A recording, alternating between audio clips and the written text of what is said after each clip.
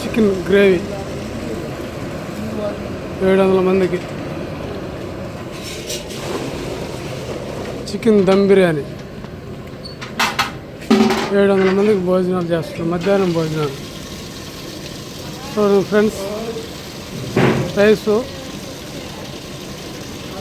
ఎంత స్మూత్గా ఉందో.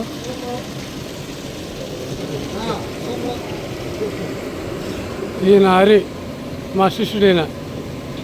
ఆయన ఇంకొక ఆయన ఫస్ట్ శిష్యుడు ఆయన. వాడేస్తున్నాం. ఈయన పల్లమాల చంచయ్య, పెద్ద మాస్టర్. ఆయన మా బామారిది. ఇప్పుడే వచ్చినాడు.